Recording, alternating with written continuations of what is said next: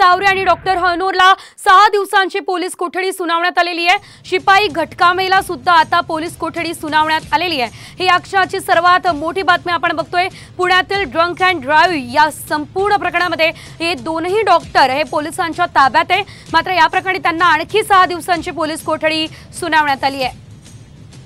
अधिकची अपडेट आमचे प्रतिनिधी नितीन पाटणकर हे देत आहे। नितीन, आता कोठडीमध्ये वाढ झाली आहे, सविस्तर अपडेट। निश्चितपणे तब्बल 6 दिवसांची पोलीस कोठडी या तीनही आरोपींना कोर्टाने वाढवून दिलेली आहे।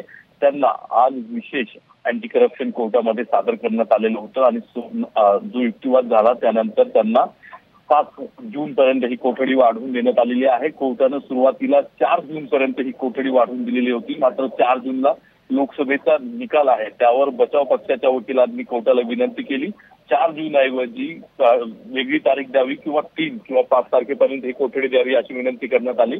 त्यावर तपास अधिकाऱ्यांनी देखील सांगितलं की 3 जून पासून त्यांना पोलीस बंदोबस्त असणार आहे मतमोजणीसाठी, त्यामुळे ती तारीख बदलावी। त्यामुळे निश्चितच धन्यवाद नितीन दिलेल्या या सर्व अपडेट्ससाठी। शिपाई घटकामेला देखील आता पोलीस कोठडी सुनावण्यात आलेली आहे, तर तावरे आणि हनोरला 6 दिवसांची पोलीस कोठडी आता सुनावण्यात आली आहे।